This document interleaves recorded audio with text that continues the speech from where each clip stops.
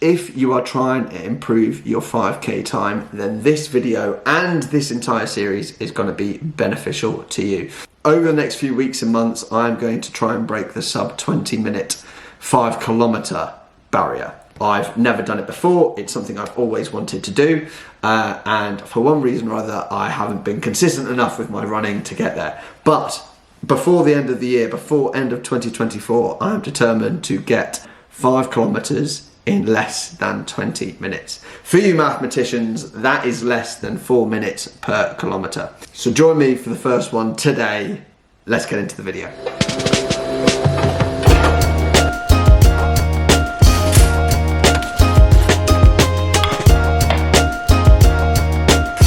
Morning all.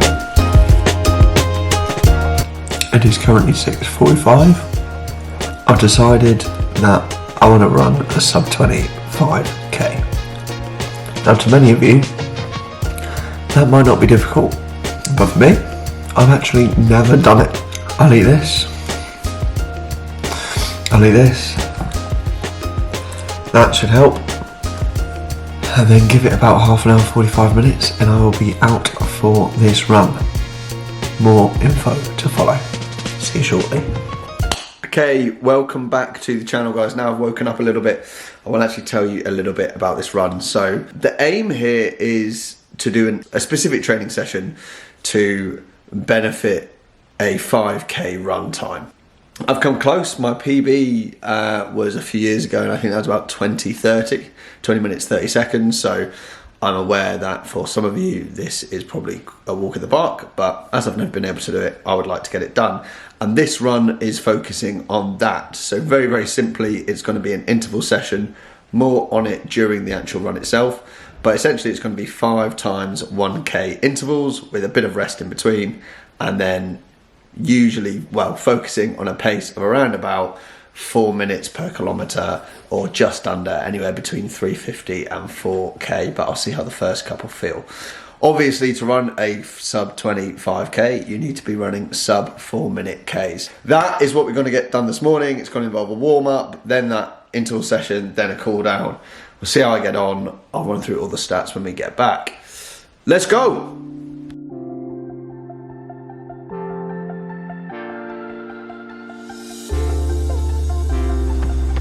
There is absolutely no need for any sunglasses today.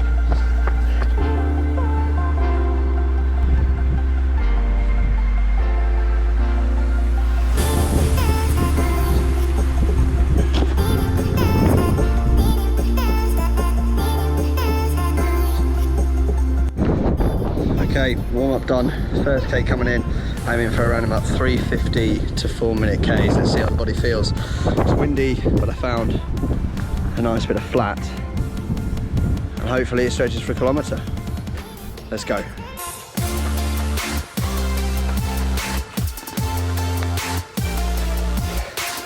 .352. My GoPro's packed in, so I'll switch you to the phone. 352, 2 minutes 30 rest now.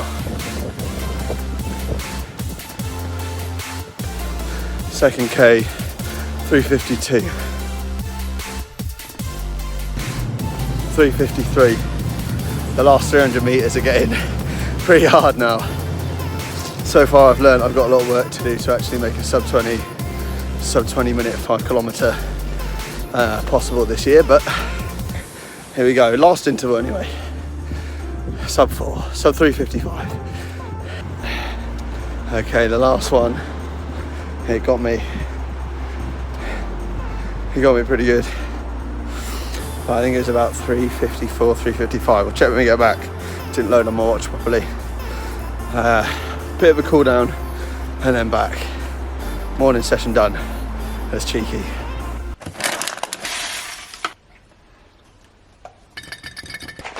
Okay, and that is that. So let's look at some of these stats. In my defense on that last one, there was, with I think 120 meters to go, there was a truck that took a left turn when it shouldn't have, so I had to stop. It got in my way, so I'm blaming him. So actually, let's just call it all the same.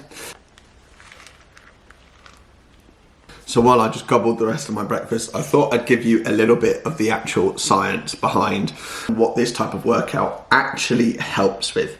So 5 times 1 kilometre. Some of the key benefits here is that we're going to improve your aerobic capacity, VO2 max, and your speed endurance, getting used to running faster for longer intervals or for longer distances. If my splits were all over the place, that would probably indicate a lack of consistency and indicate the fact that I don't know what that pace feels like for me. But 352 splits almost across the board, I know what that pace feels like, I know what my breathing's like, etc. Obviously on race day, that will probably feel largely different and a lot more challenging because I'm not going to be resting in between. But that's how that type of workout can really benefit your speed endurance.